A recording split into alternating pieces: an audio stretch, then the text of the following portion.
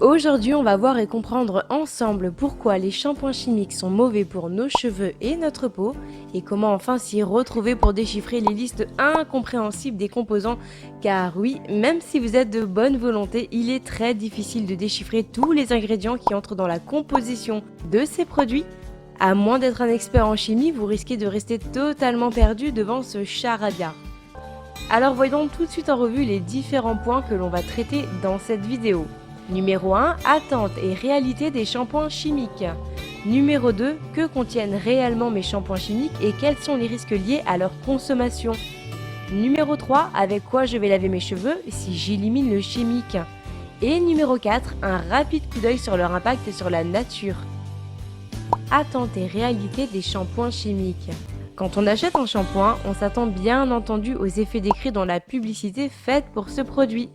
On nous propose une chevelure soyeuse, brillante, revitalisée, non sèche, non grasse, non terne, non fourchue, plus volumineuse, plus forte, tout y passe. Souvent, un produit propose même de réaliser plusieurs de ces actions en un shampoing. Malheureusement, la vérité en est totalement contraire. En fait, un produit chimique va venir agresser votre cheveu, le dénaturer, le casser, le ternir, le faire graisser ou l'assécher, car il n'est composé que de produits nocifs, chimiques et toxiques pour notre cuir chevelu et notre fibre capillaire. En vérité, nos cheveux n'ont jamais eu besoin de produits chimiques pour être en bonne santé. Et si au cours de notre vie, nous n'aurions pas agressé nos cheveux avec tous ces cocktails explosifs que l'on retrouve dans les shampoings, après-shampoings, colorations et j'en passe, nos cheveux n'auraient pas besoin de ces grandes fausses promesses pour se porter merveilleusement bien. Ce qu'on attend d'un shampoing, c'est qu'il nous lave les cheveux et certainement pas qu'il nous les bousille. Vous n'êtes pas d'accord ? Que contient réellement mon shampoing chimique ? Un shampoing chimique de base contient de l'eau déminéralisée en tant que solvant et agent liquéfiant, avec l'eau pas de souci a priori.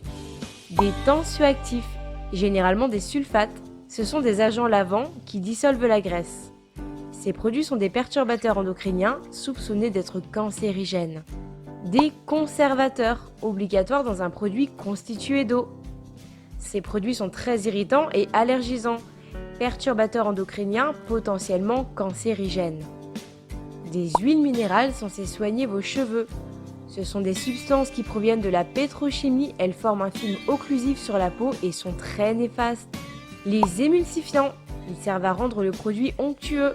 Ces produits sont des dérivés de pétrole très polluants qui utilisent des gaz toxiques. Ce sont aussi des perturbateurs endocriniens potentiellement cancérigènes qui peuvent impacter l'ADN. Ce sont aussi des agents émulsifiants soupçonnés de diminuer la fertilité et d'agir sur le fœtus. Les alcools, ils sont utilisés pour différentes raisons antiseptiques, antibactériennes. Ce sont des ingrédients irritants et très asséchants. Les DEA, ce sont des correcteurs d'acidité. Ce sont des produits cancérigènes. Les solvants, utilisés comme parfum.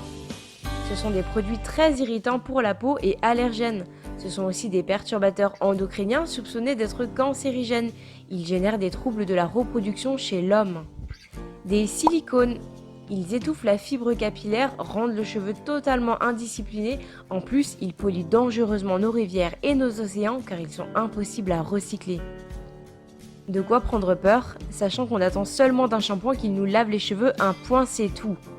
Vous retrouverez en barre d'infos les listes de toutes les appellations des différents produits chimiques que vous retrouverez sur vos produits. Avec quoi je vais laver mes cheveux si j'élimine le chimique ? Il y a concrètement 3 catégories de possibilités. Vous pouvez acheter des shampoings tout faits composés de produits naturels et bio, mais avec un très bon label. Oui, car même au coin du bio et du naturel, en termes de produits tout faits, on peut vite se retrouver avec de mauvaises surprises. Je vous expliquerai tout ça en détail dans une autre vidéo. Vous pouvez vous laver les cheveux avec des ingrédients naturels, bio et non transformés, avec des recettes simples et variées qui lavent sans agresser, que vous pouvez faire à la maison.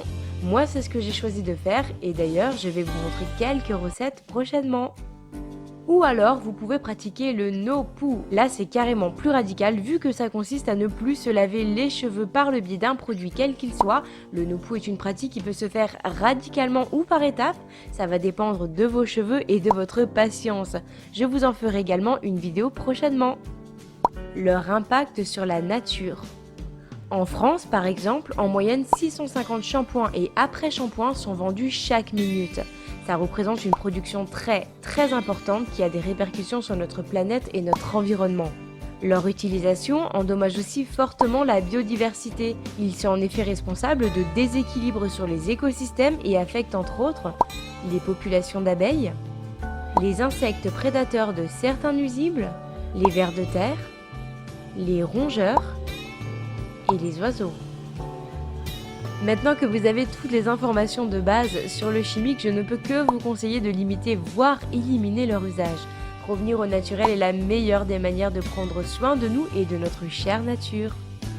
Et moi, je vous dis à très bientôt pour de nouvelles recettes bienfaisantes pour votre santé.